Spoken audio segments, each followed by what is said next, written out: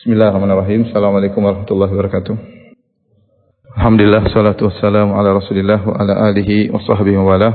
Para jamaah salat subuh yang dirahmati Allah subhanahu wa ta'ala. Tadi kita dengarkan ayat terpanjang dalam Al-Quran, yaitu bagian-bagian terakhir dari surat Al-Baqarah. Itulah ayat yang terpanjang, dan ayat terpanjang tersebut ternyata berkaitan tentang masalah utang piutang. Allah Subhanahu wa taala berfirman, "Ya ayyuhalladzina amanu idza tadayantum bidainin ila ajalin musamman faktubuh." Wahai orang yang beriman, jika kalian ada utang piutang, maka catatlah. Kemudian Allah perinci sampai panjang. Di antara faedah ayat ini yaitu seorang kalau ada utang piutang dicatat, sehingga yang memberi utang enak untuk menagih, dan yang pinjam uang juga sadar bahwasanya dia punya hutang, ya. Sadar bahwasanya dia punya hutang. Karena kalau adab ini terkadang dilalaikan karena kawan, karena saling kenal, akhirnya nanti ujung-ujungnya jadi nggak enak, ya.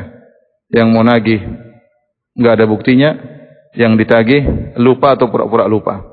Oleh karenanya untuk menutup celah-celah ini, diantaranya disunahkan bagi kita ketika terjadi utang piutang, ya, adalah dengan mencatatnya.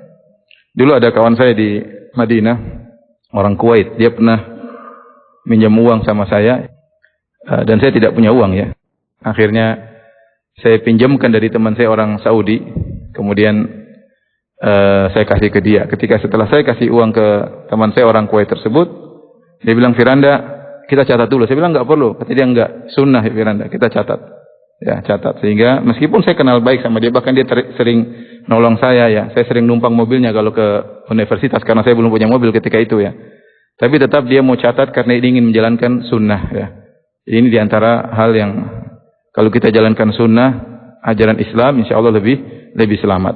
Kemudian ayat yang terpanjang ini juga dianggap oleh sebagian ulama sebagai arja ayatin fi kitabillah, yaitu ayat yang paling memberi harapan bagi hamba-hamba Allah. Kenapa bisa memberi harapan? Kata mereka, ayat ini berbicara tentang kemaslahatan hutang piutang, kemaslahatan duniawi. Sampai Allah turunkan ayat yang panjang tentang masalah ini. Artinya Allah perhatian kepada hamba-hambanya. Sampai aturan hutang piutang Allah turunkan ayat terpanjang. Dan ini menunjukkan kasih sayang Allah kepada hamba-hambanya agar tidak terjadi apa-apa di kemudian hari. Nah, kalau Allah dalam urusan begini saja perhatian sama kita, apalagi urusan-urusan yang lain. Maka seorang senantiasa husnudzon kepada Rabbnya, senantiasa berharap kepada Rabbnya, dan terus berusaha bertakwa kepada Allah Subhanahu wa taala. Dalam menjalankan syariatnya ada keselamatan dan ada kebahagiaan. Wabillahi taufiq wal hidayah. Assalamualaikum warahmatullahi wabarakatuh.